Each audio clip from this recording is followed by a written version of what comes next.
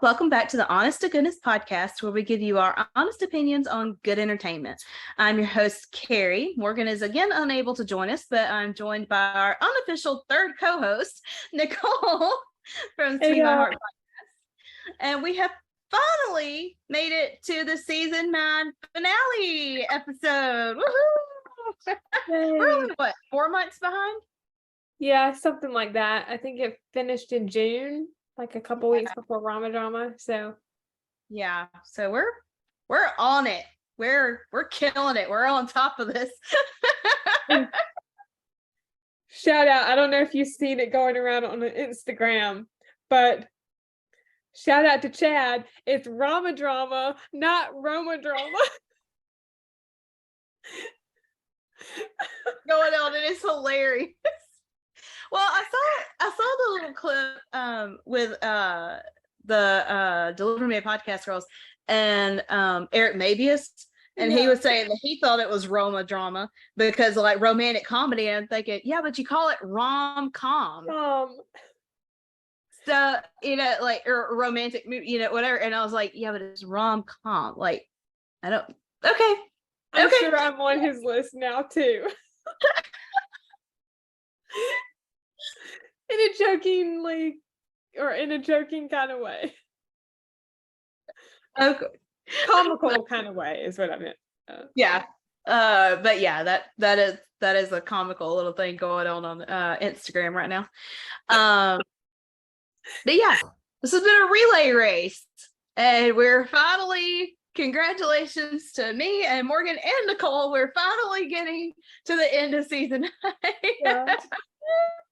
Oh gosh.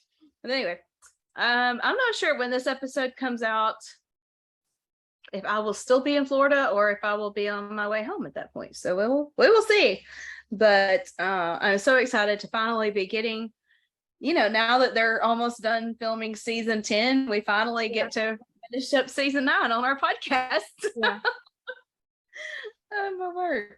But I love how this episode starts off, because we talked about, I don't remember if it was episode 10 or episode 11. I think it was episode 11 that Lee was looking at Rosemary's desk and he's like, everything's so organized. How does she get anything done? Well, now reverse that. And Rosemary's looking at Lee's desk going, everything's so unorganized. How does he get any work done?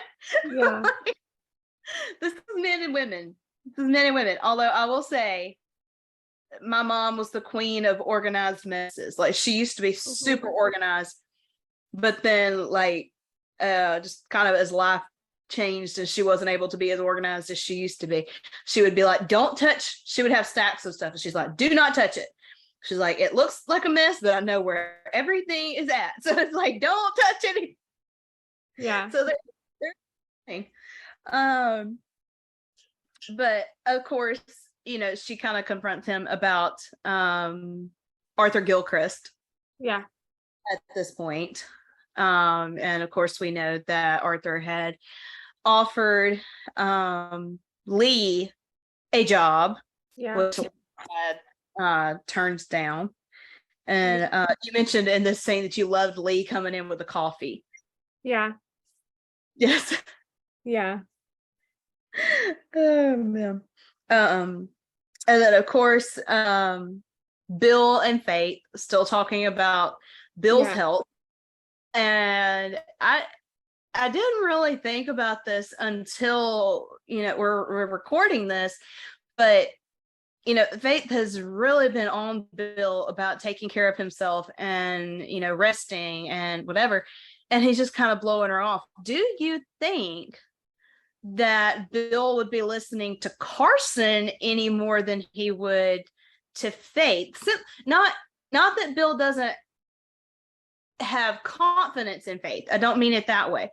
But I don't know. I guess I just wonder, and I've never thought about this before, but I just wonder if Carson, being a man, if he could have kind of been like, okay, I know you're big and tough and, whatever, but, yada, yada, yada. And Bill have listened to him a little more, taken it a little better than coming from Faith. What do you think? That's a good thought. I feel like he would listen to Carson more, maybe. Mm-hmm. Yeah, like you were saying. Yeah, I don't think it's a lack of respect for Faith. Yeah. I think it's just it's a man thing. They listen to men more than they'll. Yeah. They don't listen to us. Everybody knows they don't listen to us. Like, I'll be right back. I'm gonna turn my camera off for a second because my food is ready. Okay, I'm gonna pause this. Yeah, pause the recording. Yeah. And we're back. I've never tried pausing a recording before, so I'm curious to see what that actually does. And y'all know I don't edit, so there you go. But anyway, so we had just been talking about Bill and Faith, and whether or not we thought that Bill would listen to Carson more than he's listening to Faith. Now, I talked about this last episode of how cute it was to see Gustav concerned about Lucas, and we see that again in this particular episode where he actually goes to Elizabeth's house, and is like, okay, if he's just gone off for a few days, how long do you think he's going to be gone? Like, where do you think he is? Like, he's genuinely concerned for Lucas, and like where he's at and stuff. And then of course when Elizabeth tells him, if she doesn't think there's any reason to be concerned, but if he's really worried, she'll send Nathan out to look for him. And of course, she tells Gustav that she has actually not read the letter that Lucas letter. Yeah, and he's like, "You haven't read it?" She's like, "I know what it says." And he's like, "You two really are meant for each other." For one another, yeah. So cute. And of course Lucas is off camping out somewhere with a cup of tea. Yes, of course, with his cup of tea. Lucas with his teacup. That's a t-shirt I need to make, is a little teacup thing. But then the next scene, we're back to Lee and Rosemary. Like pinching his nose, trying to wake him up, and then acting so innocent. Good morning, sweetheart. Yeah, I wonder what happened. Yeah. And of course, this is when they talk more about Arthur Gilchrist and the offer that he had made. And Rosemary makes the comment that it's nice to be wanted. Mm-hmm. And what does Lee say? Something about that's the way I feel with you. He says, well, that's exactly how I feel when it comes to you. Yeah. So they're absolutely precious. Some of their greatest scenes I feel like have been in this season. Like it's been sweet. And of course we go to Nathan and Elizabeth outside the Mountie office, and he is giving her a hard time about Lucas getting cold feet. And she's like, "You can't say that. He hasn't even proposed." And he's like, "Exactly." He's like, "I just find it ironic that about this time last year, he left town and you went running after him, and now I'm doing it for you. I just find it a little bit funny." Like he's just picking on her. Which is really cute. But then she ends up telling him, "Thank you for being there for me. And Yeah. he said, always. So I love the fact that they're still able to have a good relationship Yeah. despite what they have been through. Yeah. And then of course we see Mike Right. and Donna, who again, I will never stop talking about how much I love their relationship. It is so adorable. Mm-hmm. But Mike, when he became mayor, had given up his shares of the oil company because he didn't feel like it was right for him to still have such a vested interest or whatever as a mayor. Mm-hmm. And so basically they kind of had an arrangement of, as long as she had the shares, she didn't owe him anything, but if she ever sold them, then he got part of that back, per se, because he was a shareholder. But now that he's not mayor anymore, I love when she says that they need to talk about those shares he loaned her.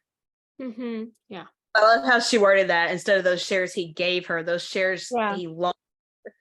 And he's like, what, kind of how I would like to get back to that. And she was just like, welcome back, So it was like, that to me just shows how unselfish of a person Fiona is, that she doesn't care about just giving him back these shares, like nothing in return.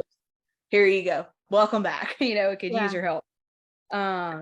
Elizabeth and Rosemary in town and in the infirmary. They were hilarious in the infirmary. The whole like hiding and covering their ears so they don't hear Molly Faith's conversation. Yeah. Oh man. But they go in there looking at Rosemary is looking for a book. Mm-hmm. The prospective mother. Because Rosemary at this point still is not 100% sure that she's pregnant. So she's like starting to come to the point of accepting it, or not accepting it, but believing it, I guess. But she's still not 100% there. So she's kind of wanting to read some of this on her own to look for that. But then, it's funny. When and Nathan camping. Yes. I love when Lucas is like trying to get rid of Nathan, and he's like, is there anything you want before you go? And Nathan's like, a cup of coffee. He's like, I don't drink coffee. The wrinkled up nose, tea then. Yeah. Also, that axe that Lucas was using, that was a very tiny axe for wood chopping. Right. Well, Nathan says, is that all the wood you've got? Lucas says, working on it. So they're talking about it, and so they have conversation, blah blah blah blah blah. Sorry y'all, I'm looking at notes on my phone. That view was beautiful. Yes, it really was. Well, I guess we don't have the oh no, here it is. It says Nathan apologizes to Lucas for thinking he had anything to do with Walden and to see what's happening with him. Nathan said, like I said, I always considered you more of a poet, not someone who would be roughing it out in the woods like this. And then like at the end when Nathan's like, I'll chop you some more wood. It's like it's like he's still just trying to look out. That's the most like brothers. Yeah.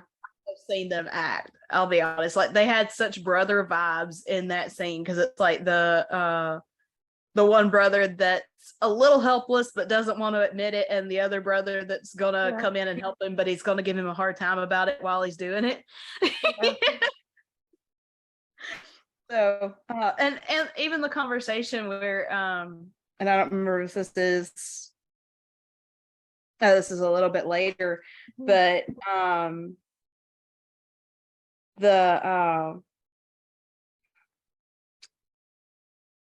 when Lucas says he came up there because he needed time to think, and Nathan says, you think too much or too little, I'm not sure what.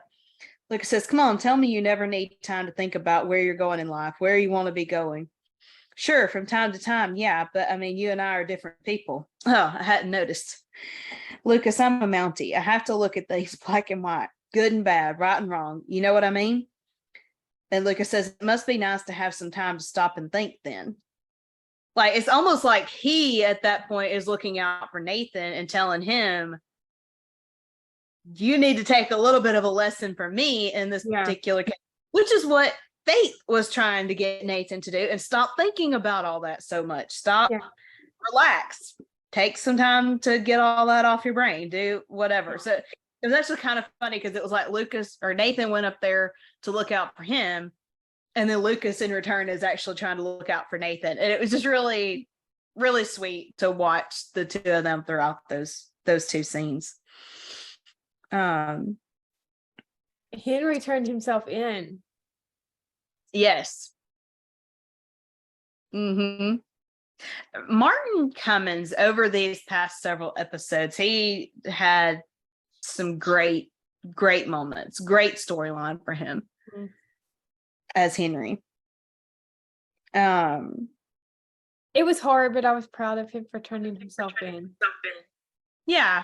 Well, and like he has the conversation with Elizabeth where he basically tells her, everything comes at a price, like clearing, taking care of this is coming with a price of, I'm going to have to do jail time. And he was like, but I knew that when I made the decision that I made. And this was an instance of him putting the greater good of the town above himself. And I do like the dialogue. I thought the dialogue was kind of funny. Bill walks up and he lets the Mounties know that they have no prisoners for transfer in Hope Valley. And I think one of the Mounties say that they're dropping off a prisoner, and then we see Henry, and Henry says, "Top of the morning to you." And then, he says that he turns himself in, and he says that he got himself a nice room at the Southern. The service is excellent there, by the way. And then, or no, this is when Henry says that he turned himself in. And Bill says, you could have given me some warning. Well, I didn't know there was any kind of etiquette to turning oneself in. You've gone and done it now. And then the Mountie, I don't normally say this to prisoners, but it was nice talking to you. My pleasure entirely. One of a kind. Like, they broke the mold when Henry was made. And then everyone says that he's a hero. Yeah. And I love that, especially from Florence. Yeah, because of the whole slap heard around the world at the end of episode 10. But yeah, I think I'm really curious to see what they do with Henry's storyline in season 10. Like, how are they going to work all that out? But okay, what about the scene with Allie and Elizabeth? I don't know how I feel about that. I'm not really sure how I feel about it either. Like, I like it, but at the same time, it's like, why? Because like Allie says, I need help finding someone for my dad to marry. Elizabeth's like, I'm sorry, what? Allie says, Allie starts to repeat what she says. Elizabeth says, no, I heard you the first time. Did your father ask your help finding someone? Well, no. And do you know if he even wants to get married? Well, I thought he wanted to marry you, and that would have been great. But to each their own, I suppose. And I could have sworn he was interested in Miss Sue, only now I'm not so sure. She's not even in town. And lately I'm wondering about Dr. Carter. All right, Allie, you just need to trust me. You'll know when your dad is thinking about getting married. How? He'll tell you. Allie, you're the most important person in the world to him. He's going to include you. That was a sweet one. It was. It really was. As that that's a hard line to walk. My dad is kind of starting to step back into dating and stuff since my mom passed away several months ago. And thankfully, I really like the lady that we all really like the lady that he's going with. But I'm like, that's a lot of emotions and knowing. I'm not even 100% sure, to be honest, if my dad is officially saying he's dating or not. Like, I don't know 100% for sure if he's really calling it that. Essentially that's what he's doing, but I don't really know if he's ready to call it that. And that's, I've been there of, I had a guy ask me out and I was kind of like, I'm still trying to, well, no, this was not the guy that asked me out. This was a different guy. That somebody was trying to set us up, and I just kind of upfront told him, I was like, look, I have nothing against you. I don't even know you, but I'm like, I'm still trying to figure my life out right now since losing my mom.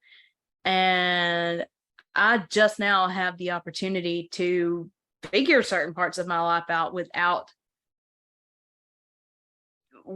that factor there. And I don't mean that in a bad way, but it's a fact. And I'm like, I don't really want to bring a boyfriend into the mix right now. Yeah. I'm like, I don't mean that in a bad way, but I'm like, I want the chance to figure this out on my own and figure out who I am without somebody else's opinion of who and what I should be and whatever. But I agree with Elizabeth that when Nathan is ready for that, Allie will know. Like Allie is his world. Mm-hmm. Like, first and foremost, he's going to make sure Allie, if that she has been his world for years.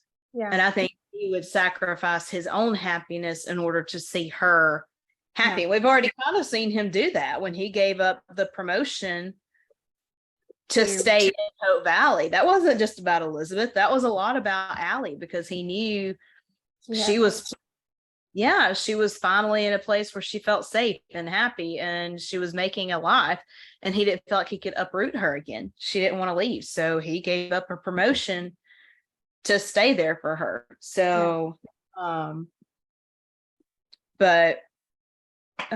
then of course we kind of mentioned this a couple episodes ago of Joseph and Minnie having their picnic. And it's so windy. Like, I wonder if that was actually part of the script or if it just happened to be that windy that day. I don't know. And we're just having problems with it. Trying to lay the blanket down. That was hilarious. It was. And then they both get it right. And then they forget the basket. Yeah. Totally something I would do.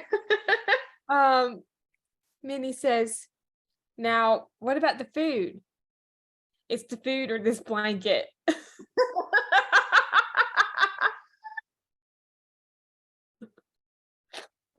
I love them. The Canfields have been such an amazing addition to Hope Valley.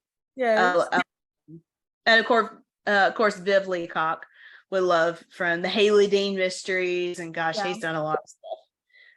But I think probably best known from the Haley Dean Mysteries. And I love the fact that he's getting to do this with his kids. Yes. That has to be special for them. Yeah, he's so kind, and we loved getting to chat with him on our podcast. Oh, I'll bet. What is his daughter's actual name that plays Angela? Vienna, I think. Vienna. Yeah, that is some acting right there, to be able to act blind, have no reactions to anything going on, whatever. That is some incredible acting right there, especially from a young person. Yeah. So round of applause to Vienna, because she's incredible as Angela. All right, so we're back to Bill and Henry. Yeah. And Bill is says he's made some calls and the oil company intends on prosecuting Henry to the full extent of the law, which is 2 felony counts, at least 3 misdemeanors. Bill is not hopeful Henry won't spend a good number of years in prison. And Henry says, well, I hear Granville's pretty swank.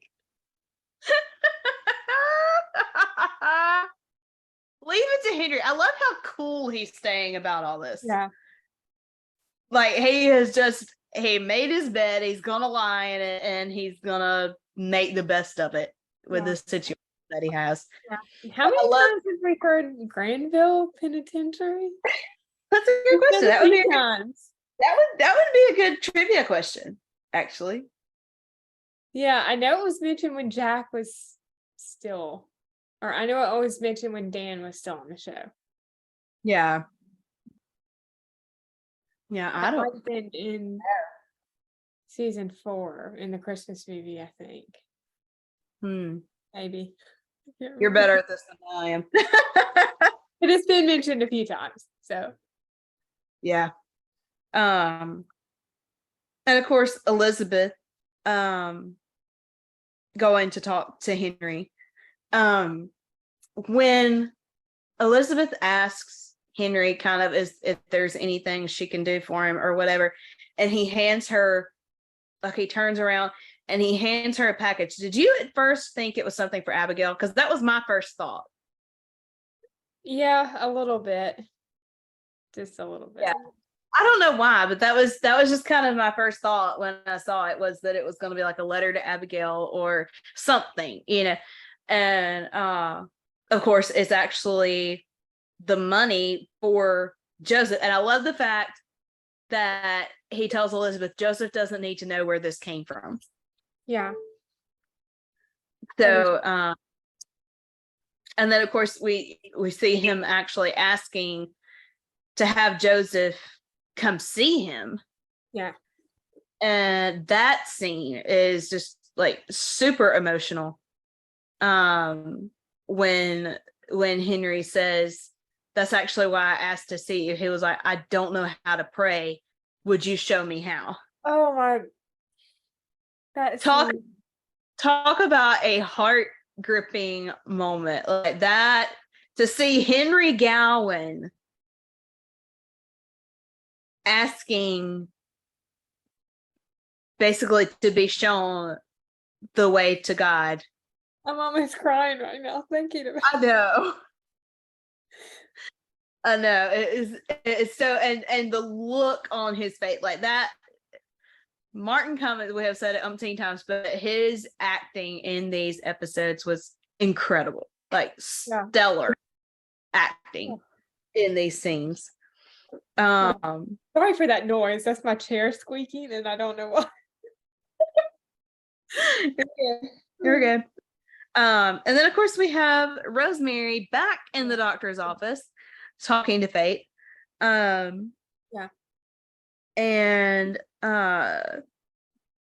let's see, what was it? They said that doctors clarify signs of pregnancy as reliable, presumptive, probable, and positive. I don't know why that struck me as funny, but it did. Something in the delivery of those lines struck me as funny when I heard it. But then of course, her telling Rosemary that kind of the next kind of definite sign that she would have is feeling the baby move. And of course, Rosemary at this point is like, she's ready to tell Lee at this point. So pretty much at this point, she is 98% sure she's pregnant at this point. If she's willing to tell Lee, she's at this point that she actually is pregnant. Let's see. And going back to Henry for a second, I wrote in my notes, what would Abigail think of all of this? What do you think? She would be proud of him. I think she would be 100% proud of him. I think she would be thanking him. I think she would be crying. I think this might be stretching it a little bit. I think she would probably tell him she would still be there when he got out. Yeah. Think so too. Quote unquote, she would wait for him. Like, Yeah. not, I don't hear her saying those words. Yeah. But I feel like there would be some kind of indication there. Yeah. And it wouldn't shock me to see a kiss either. Just being honest, it would not shock me at that point. But I don't know. Let's see.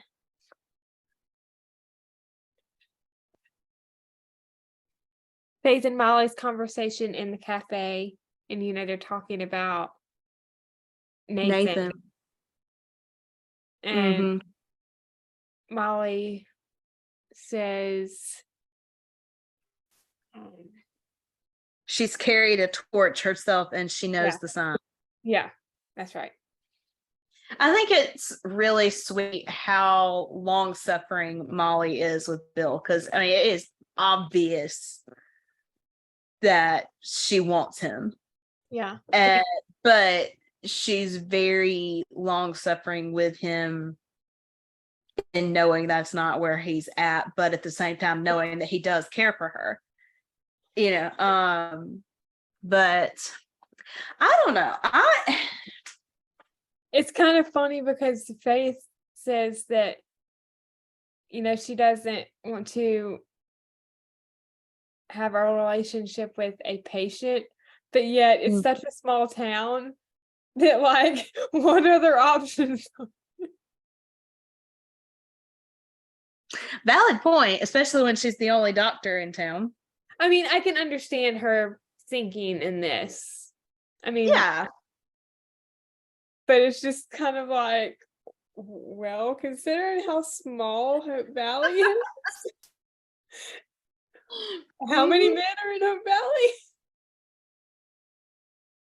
I'll just say Faith and Hickam get together. I'll just be honest. I think they would be an adorable duo, especially with as accident prone as he is. He needs a. Oh yeah, that scene with his ear. He's like, "Don't pass out! Don't pass out!" What was it he said? Don't pass out! Don't pass out! Pass out! Don't.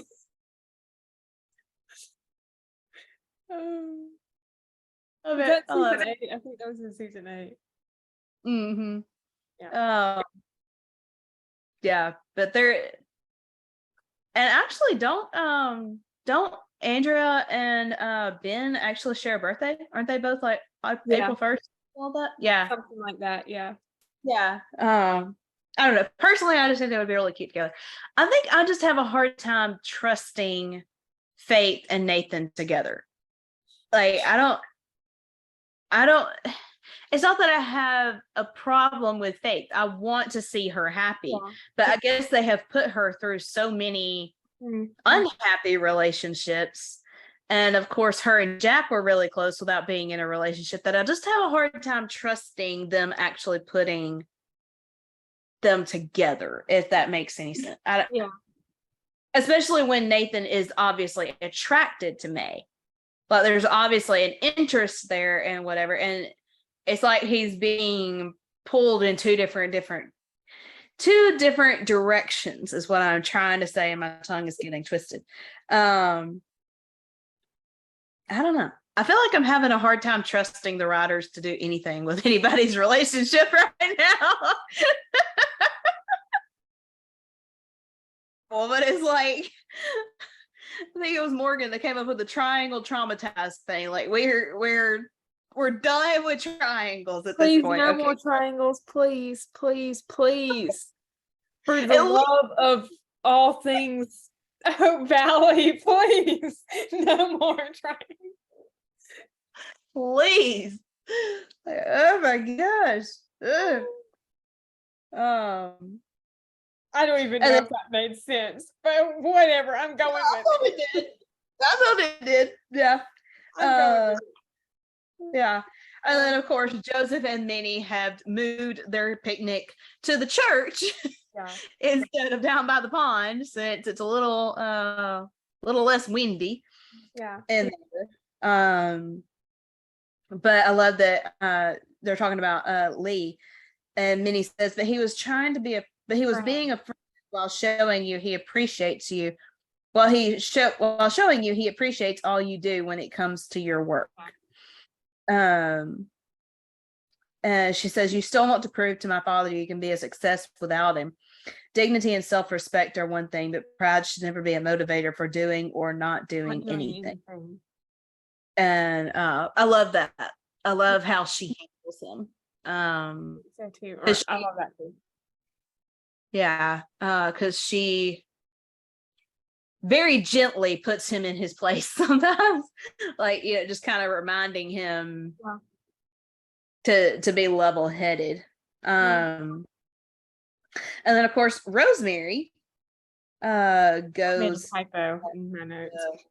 to Henry. Yeah. Go ahead. I was just going to mention that Henry says it wasn't the welcome he expected or deserved, but he's willing to accept whatever the court decides, pretty much. Mm-hmm. That was where I made the typo. I don't know what that word is supposed to be. Meets out, basically hands out. Yeah, I think. Okay. Yeah. But the whole and then of course Florence telling Henry, I was wrong, and I hope in time you can forgive me. And then she kisses him on the cheek, which is really sweet considering the fact she slapped the hide off of him a couple episodes ago. Oh my gosh. Oh my gosh. So Elizabeth now shows up. I mean, this jail is a happening little place. It's staying pretty busy. And mentions that Bill claims Henry is the talk of the town in Benson Hills. And of course, Rosemary still there. Yeah. So she's like, oh, I better get my story out because I don't want to get scooped by the Benson beetle. Yeah, okay. Yeah, that's an interesting name for a paper. And Elizabeth asked Henry how he's feeling. He said, you know the saying, I feel a weight is lifted? I feel that. Elizabeth says, and one you've been carrying for a very long time. Henry says, redemption of any kind has its cost. I knew that when I made this decision to do what I had to do. But I'm no hero. Cleaning up one's own mess is not a hero's work. I would really very much appreciate it if you could help scuttle Rosemary's article. So basically he's telling her, don't let her make me out to be something I'm not. Don't let her build me up to something that I can't live up to. Yeah.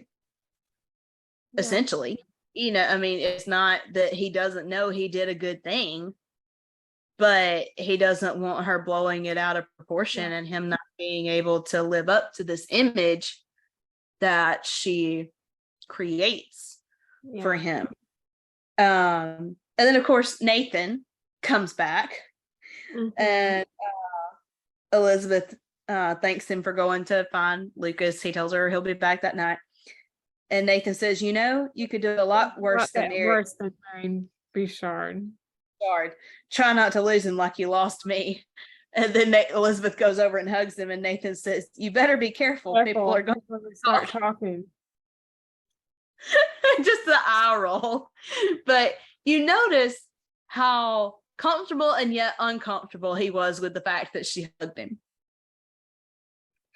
Like it was comfortable in the sense of this is his friend, but at the same time you can see him kind of look around like, okay, like he didn't really quite know how to take it. I don't know. But yeah, their little scenes together are adorable. Yeah. And then I loved Lee and Rosemary in their office, and then Elizabeth shows up. Lee is on the phone with Norman and tells him they have an exclusive. Rosemary says, biggest story in years. Lee tells Norman he needs him to rebuild the front page. Elizabeth is trying to get Rosemary's attention. She says, Rosemary, I really need to talk to you as my friend and not just as the editor. That makes her stop. And she lets Lee and Rosemary know that Henry would appreciate it if they didn't publish his story ever. Rosemary tears the paper out of the typewriter and throws it across the room and says, "Who cares about the Vincent Beetle?"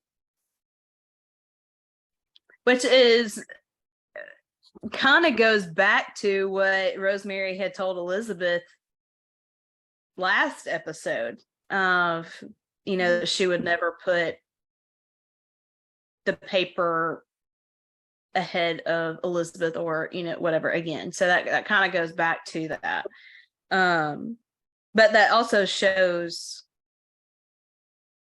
like the fact that Rosemary was willing to give up an exclusive story to respect Henry's wishes. Shows a lot of character, strength of character.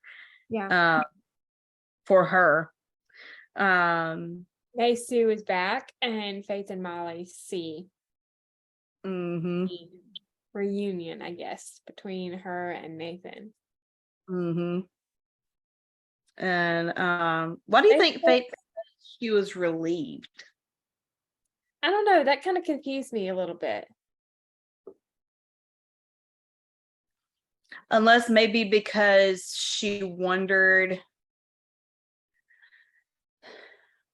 maybe because there was a question there about Nathan and May Sue, and now with her there, at least that question will be getting answered. Oh, yeah. Molly asks if she's upset. Faith says she's relieved. I think maybe Faith at this point has kind of decided she's not going to act on her feelings for Nathan. And because she did say she didn't want to date a patient. So I think perhaps, I don't know, but perhaps at this point that Faith had decided that she wasn't going to act on her feelings. So with May Sue back in the picture, it was just kind of a confirmation of, yeah, I'm not going to, whatever. But then we still see a little bit of a moment between Faith and Nathan. Yeah. A little bit later, so you can still just tell there's some attraction there on both sides. Yeah, like it's not, which I'm sorry, this is like just blowing my mind this whole time. Nathan's a dang good looking guy, yeah, and single, and why has he not had girls trying to get him up to this point? So I mean, it's like yeah.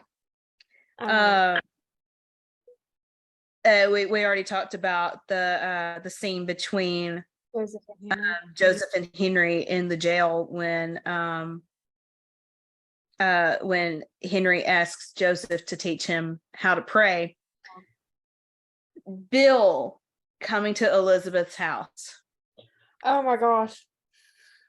And giving her his will. And Elizabeth getting so emotional. And that was right after the jail scene with Joseph and Henry. Yes. And I love he says, I don't want you to be dramatic.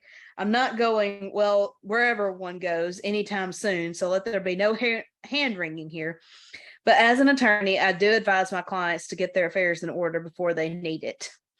And then Elizabeth says, without asking what Faith said, Bill said, there are things that can help. That'll mean some time for me in Union City.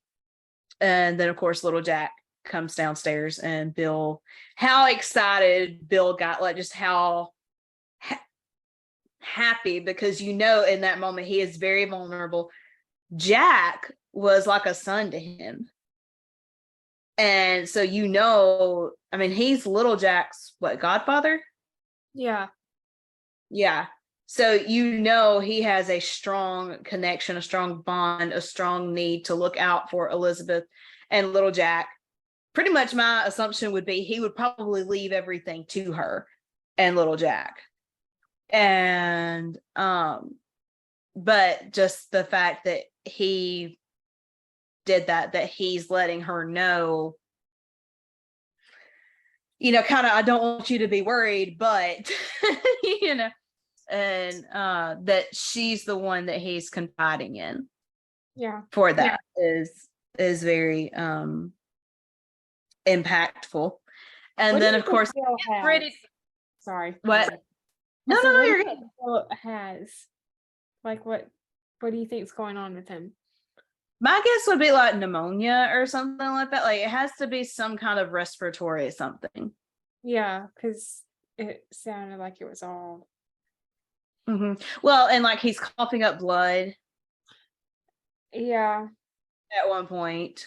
that's tuberculosis. Tuberculosis, that's what, and that might be what it is. I don't know.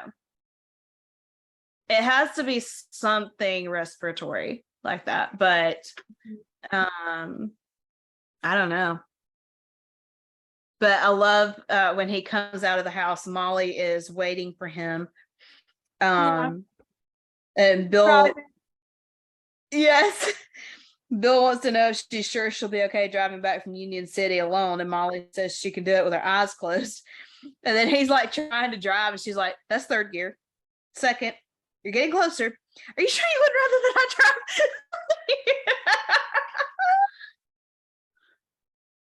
Like a little bit of comic relief to everything we've just been through here. They're just so cute. Yeah. Oh man.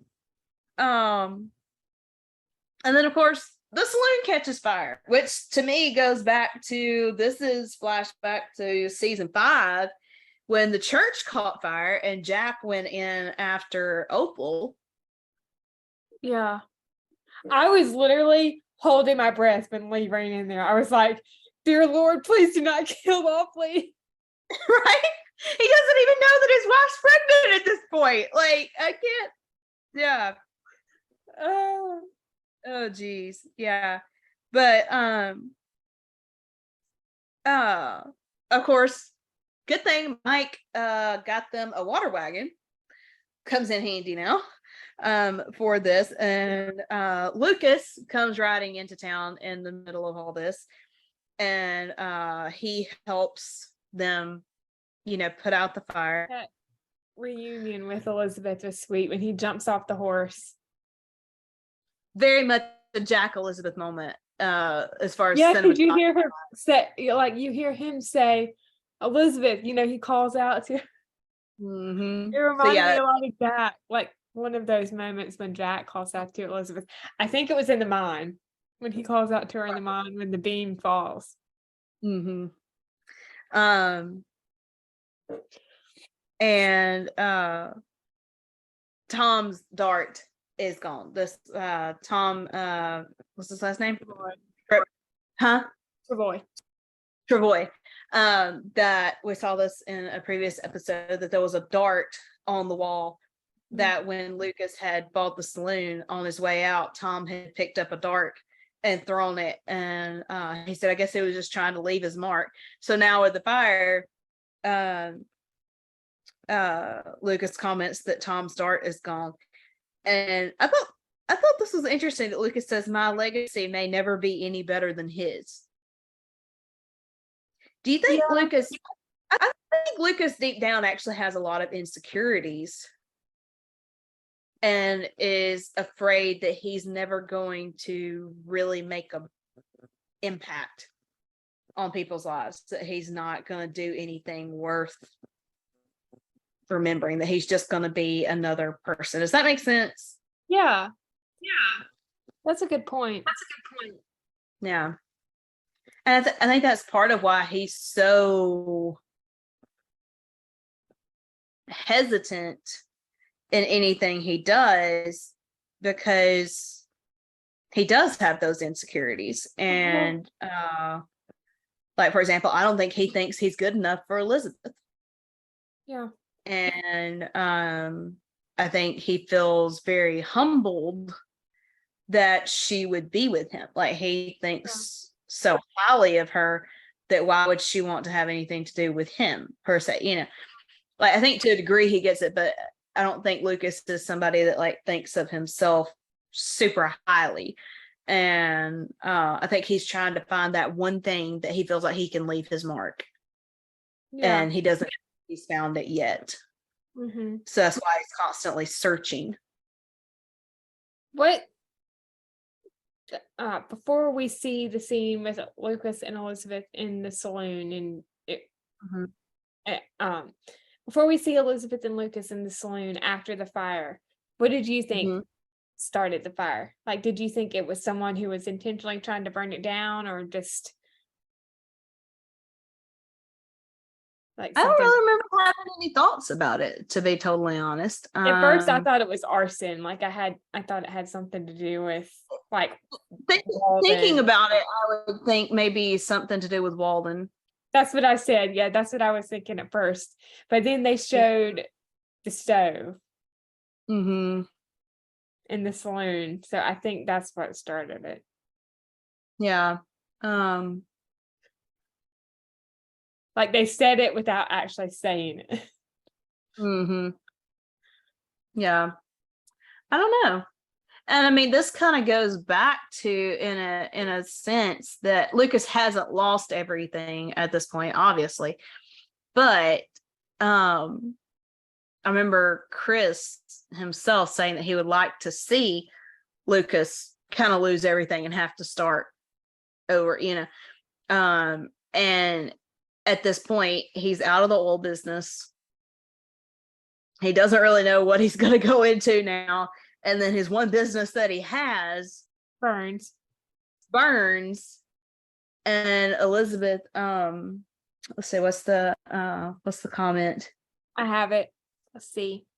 She says, I'm trying to find where it starts. She says, "To me, you aren't what you do, nor are you the sum of your possession." Possessions. Even if you'd come back and all of this had been gone, burnt in the fire, there would still be love. Making And you he the says, richest man alive. mm-hmm. So that conversation to me, I think Lucas is slowly coming to realize this is something that has kind of not bothered me about Lucas from the start, is everything he did was some kind of grand gesture. And Elizabeth finally kind of talked to him about that. I was like, it doesn't have to be, yes, doesn't have to be grand gestures all the time. There's nothing wrong with grand gestures, to be clear, but not everything has to be a grand gesture. And I don't think Lucas knew really another way to go about it. I mean, we have to keep in mind, Lucas did not have a normal family growing up. He did not have a normal upbringing. So he did not really have an example of a good, healthy relationship to look to.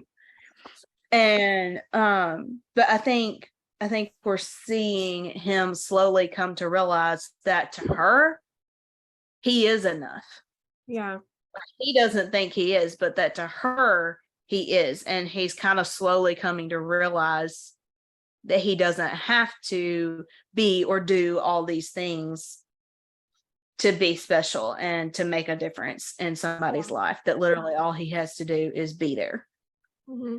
And I think he's kind of slowly learning that. He's still growing, he's still learning, as we all are. Yeah. I think Little House on the Prairie, when Laura asked Ma, how long is all this learning going to take? And she said, we start learning when we're born. And if we're wise, we don't stop till the Lord calls us home. That long? But it's like all of us are continuing to grow and learn and mature. And, we make mistakes and we pick ourselves back up and we make mistakes again. But it's just, I like seeing Lucas kind of become more of a normal person, where he's realizing he doesn't have to be and do all of these things. Nathan and May, the cafe. Yes. What did you think about that?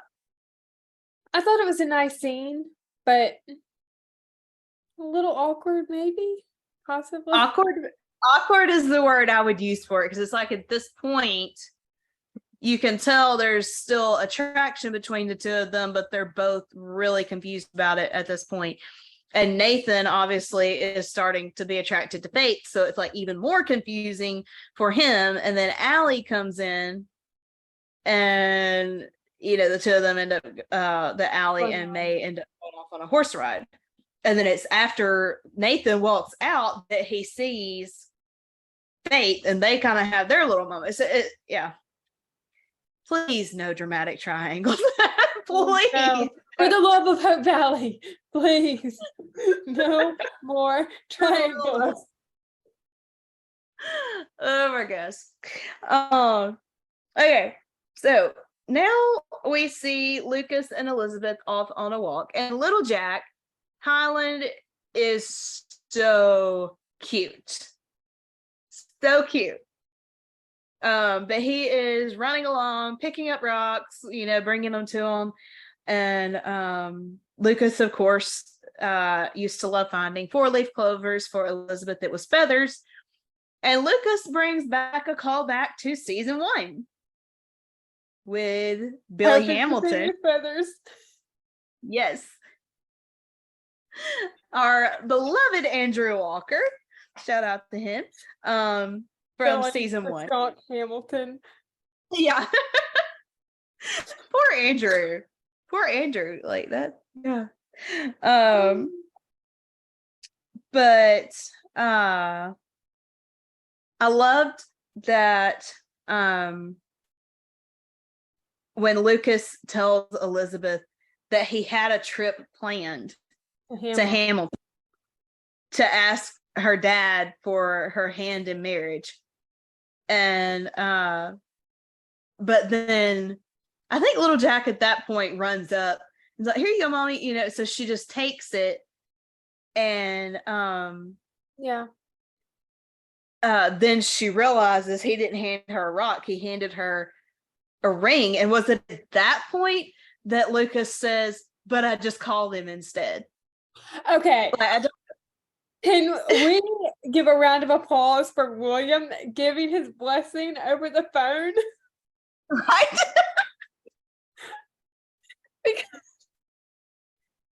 And they've never met Lucas, have they?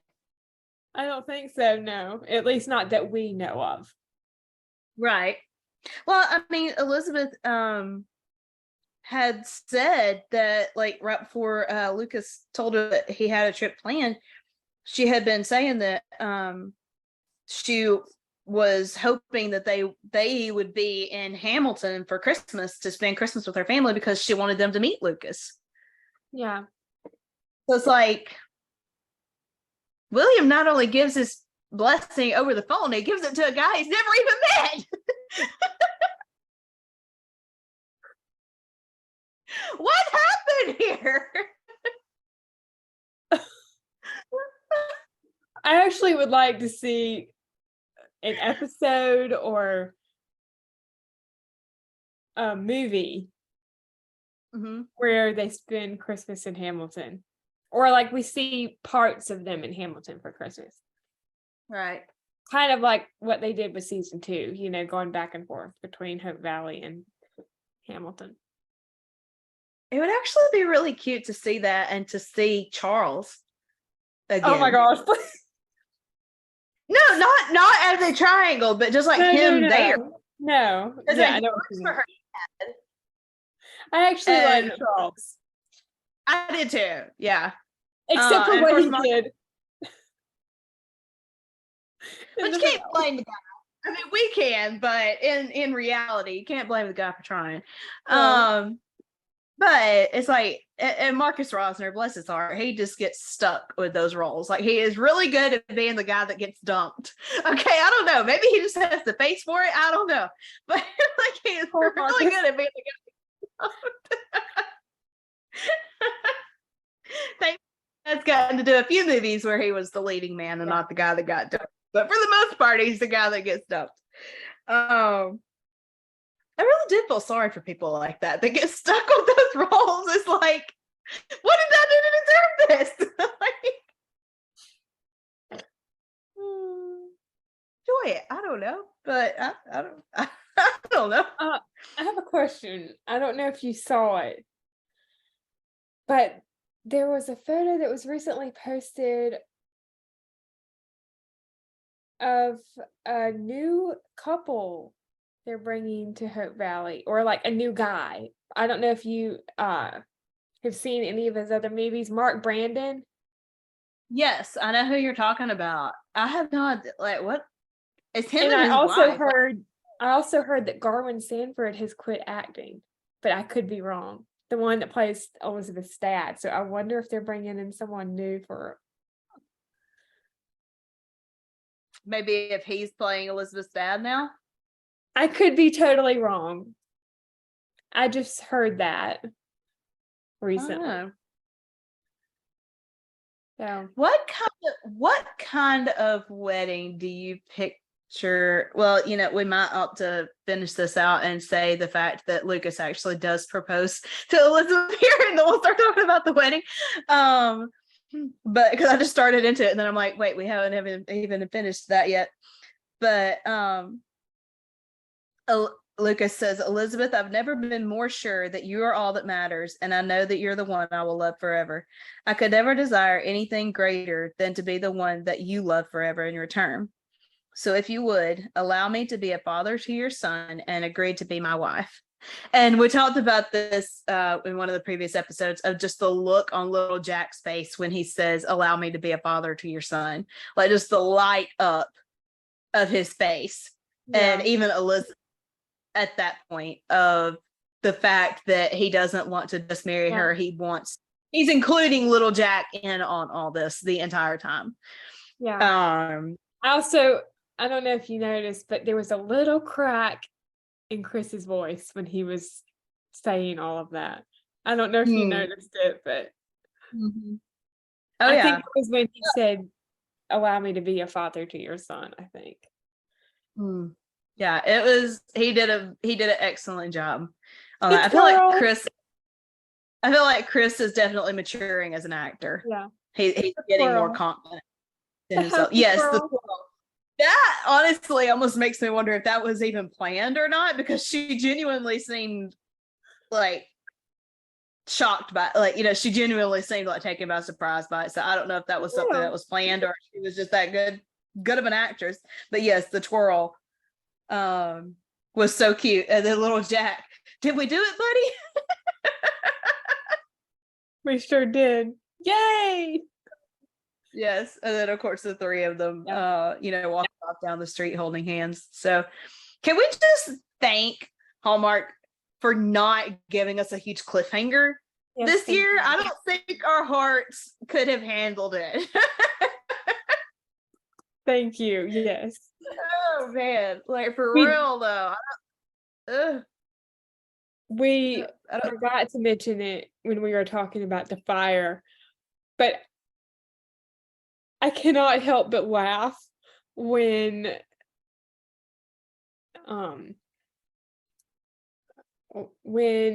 let's see, who was it? I think it was,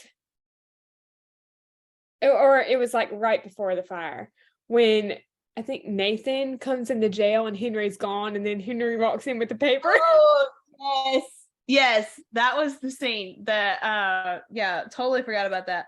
But so this is after Nathan comes out of the cafe, when he's standing there, when him and Faith are kind of having their moment, and Molly pulls up and they're driving Henry's car, and she's like, Faith, I need to talk to you. And Nathan's like, that's Henry's car. Was Nathan, or was Henry with you? Because he had let Henry out to help fight the fire. And she's like, no, he wasn't. Why? Is there a problem? And he was like, I just realized I have no idea where Henry is. So he goes back to the jail, like realizing, oh crap, I've got a prisoner. So he goes back to the jail, and he's not there. And he's like, Henry, Henry walks in, like, I got the paper, and hands it to Nathan, and Nathan's like, thank you. He's like, is there a problem? No, not at all. Or Henry says, everything all right? And Nathan says, everything's fine.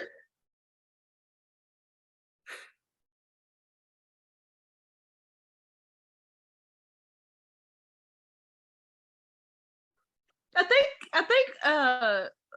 think Henry coming in and locking himself up like that and just kind of That was having the run of hilarious. that was hilarious. But I think it kind of takes me back to the Andy Griffith show that Otis was like that. Like he would come in and lock himself up and let himself out, whatever. So I think that's part of the humor of it in my mind. Is taking it back to that. But what kind of wedding do you picture, and where do you picture Lucas and Elizabeth getting married? Because remember, Jack and Elizabeth almost eloped. I don't want it to be in the church because that's where Jack and Elizabeth got married.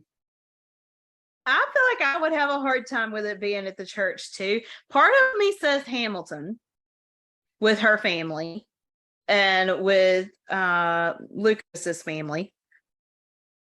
But part of me doesn't feel like it'll be most of me feels like it's going to be in Hope Valley. I kind of want it to be outside. Mm-hmm. Yeah. But where outside, I don't know. I wonder if Bill would officiate. I don't know. He's never been Lucas's biggest fan. I don't know if he'll do that or not. It would probably be Joseph. Oh yeah, Joseph. Yeah, true. Momentary forgetfulness that we have a preacher in Hope Valley now. Kerri Brown. Really, I need to go to bed. I don't want it to be at the church. I know I just said that, but no. Yeah. That's where Jack and Elizabeth got married. Yeah. And Jack built that. Yeah, so, that's true. No. I don't know. I mean, can we just thank Lucas for not using a ridiculous amount of candles when he proposed to her and not doing it at the bridge? Oh, there you go. It can be at the bridge. There you go. That works. I'm sorry. Hey, Nathan, I'm so sorry. I should not be laughing. I'm just glad there was no candles. I don't really care so much about the bridge, but I should not be laughing. I'm so sorry, Team Nathan, for anyone.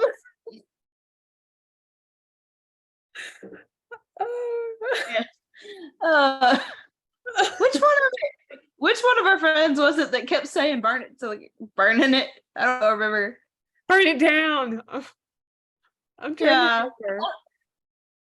I know Morgan would say it, but it was like somebody got it started, and I don't remember who it was. It might have been Amy. I don't know. You? It might have been Amy, but I'm not sure. It might have been, maybe. I don't remember. It was somebody from our Instagram, though. Like it was an Instagram live thing that started it. Yeah, but I don't remember. So if it's not at the church. Which I hope maybe Lucas will have the saloon fixed up by that point and they'll have it at the saloon. Yeah, I mean Clara and Jesse had their wedding there, didn't they? And Mary and DeWitt Gray's. Yeah.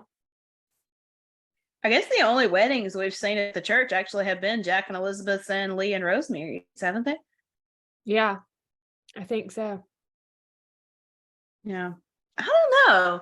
Like part of me feels like if the church is available, it would be ridiculous for them to not do it at the church. Yeah, it's just that place. I know. Built by Jack, and I'm just like, no. I know. I mean, Lee and Rosemary, they get a pass. They get a pass. Yeah. Yeah, I don't know. I'm trying to figure out if it will be a fancy wedding or if it will actually be something simple and small. Heck, they might get married a simple ceremony in Bill's office. I hope they don't do that. I don't know. Like, I don't know. There's just part of me that feels like it might not be this big grand to do, but I don't know. No. But I think an outside wedding would be nice. I don't think they've ever had an outside wedding. I don't think so. On the show. I don't know. Good question. But I mean, yeah, interesting. the candles. I have to admit, I love the candles from Jack and Elizabeth's proposal, but there probably was a little too many. Yeah, when you're having to use CGI, that's a little too many candles. I mean, I don't mind But it some was candles. beautiful. That many candles was overboard. I mean, you wouldn't even find that many candles in Hope Valley, for crying out loud. Like, not spare candles anyway. Like, Kat must have been making those candles for 5 seasons. Well, I mean, we know he was going to propose to Elizabeth at the end of season 2, so I guess technically he had 3 years for her to be making candles.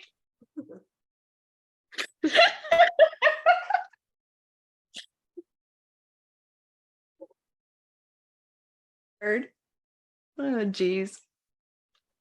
I Kat don't was only in season 1, so know. It's true. This is true. But Emily's still around. yeah, that confuses me. Yeah. Like, another black hole Mm-hmm. or another character in the black hole. Is Miles still there?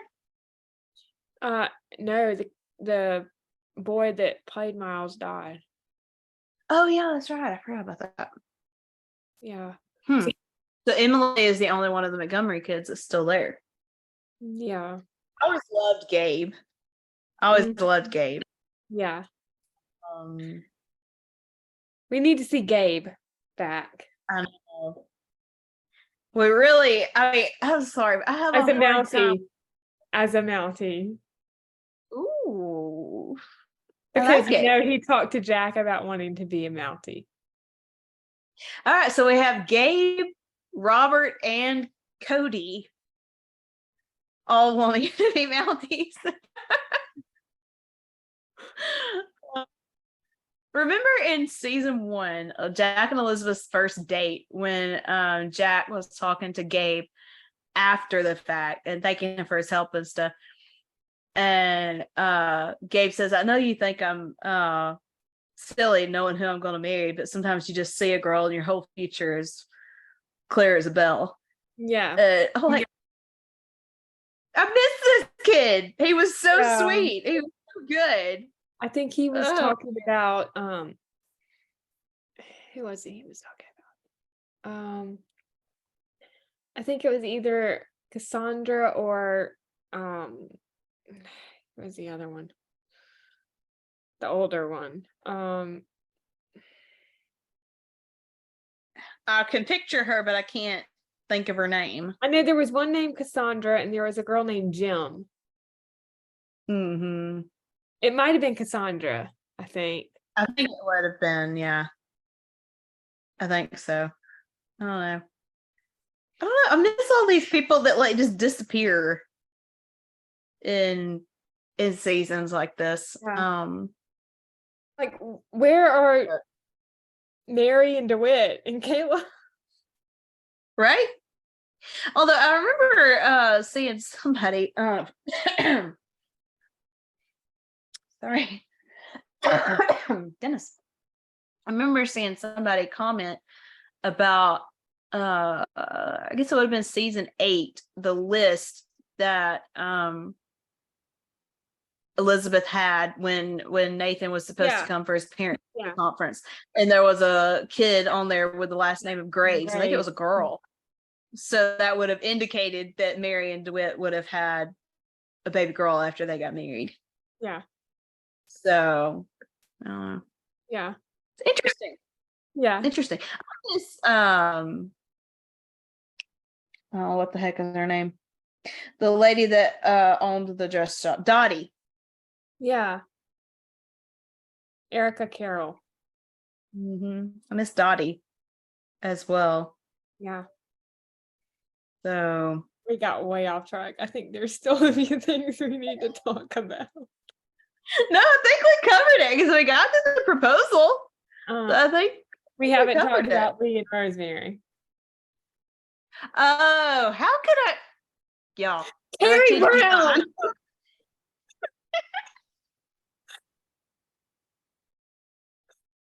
Okay, yep. Take it away, Nicole, because obviously I can't. Um, Oh man. they're at home and This is after the fire. This is yeah, after the this is after fire the at fire. the saloon, which would And have kept them Lisa, up through the night fighting the fire. So they've gone to bed in the morning. yeah, they're sitting in bed and Lee says, I can't imagine living anywhere else. Rosemary, you are absolutely right. Phooey on that Mr. Gilchrist and his newspaper chain. This is where we belong. Lee. Phooey? That's a good word. And then, Lee says goodnight because he's still sleepy and he wants to get some rest. And Rosemary says, good morning. And Rosemary says, wouldn't it be wonderful to raise a child in Hope Valley? And then Rosemary feels the flutter. And she realizes she's pregnant. Lee says, that's too bad. That's an let's see. He tells her to take an acid pill and she'll feel better. Yeah. Like he's out of Yeah, he says, take an antacid, you'll feel better. And then it hits Lee. He's like, what did you say? what did you just say? We're going to have a baby. I don't understand. You're going to be a father and I'm going to be a mother. Really? We're going to have a baby. I love the fact that he like just runs out in the street, no slip, like bare feet, pajamas, and he's screaming, we're gonna have a baby. Well, not right now, but we're gonna have a baby. Oh my gosh. Yeah. See, I hate that Elizabeth wasn't part of that. Like, honestly, I wish she would have been there. Yeah, he's saying, we're having a baby. We're having a baby. I mean, not right now, but we're gonna Yes. And then she tells him she's like, come put on some Please, clothes. put He's on like, some clothes. Who needs clothes? We're having a baby. Well, at least put on some Slippers, yeah. and then, She yeah, throws in and the then slippers. yeah. And then of course I love you. Like he's just so purely excited. Yeah. It is adorable. Yeah. I will say if there is anybody that deserves to be a father, it is Lee Coulter. Yes. So yeah. I think that's what I'm looking forward to the most for season 10. Oh, I agree. 100%. Yeah. So overall, thoughts on season 9? I thought it was After a great season, season. you thought it was a great season? Yeah, I mean, there were some moments that bothered me, of course, but I think overall it was a good season. Yeah, I agree. I think they still need to work on not having so many storylines going on. Yeah, I agree with that. But I think I hope we're starting to get back to a point where we can just be a steady show instead of so much up and down, like more of just a progression of life instead of such a roller coaster. Yeah, and we have a new showrunner. Mm-hmm. I cannot remember her name, but I know she's worked on one of the shows on Supergirl. Supergirl, that's right. Yeah. Yeah, so she's worked with Andrea. Mm-hmm. So, yeah, I'm curious to see what they're doing with season 10. Me too. It would be Yeah. awesome to see some cameos from previous. This is one thing that I struggle with. The fact that Abigail will not be at Elizabeth's wedding. Oh no. This is sad. Like, I'm sorry, but Hallmark, really? Like,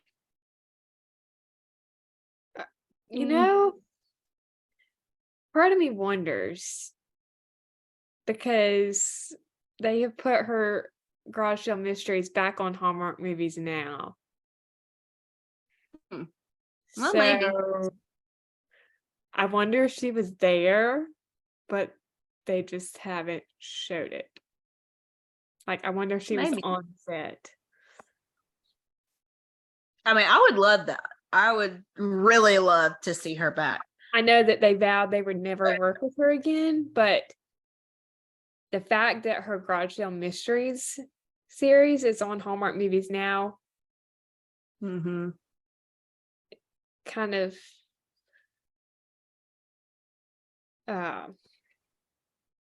There's some hope there. Anyway. yeah. But yeah, that's what I'm trying to say.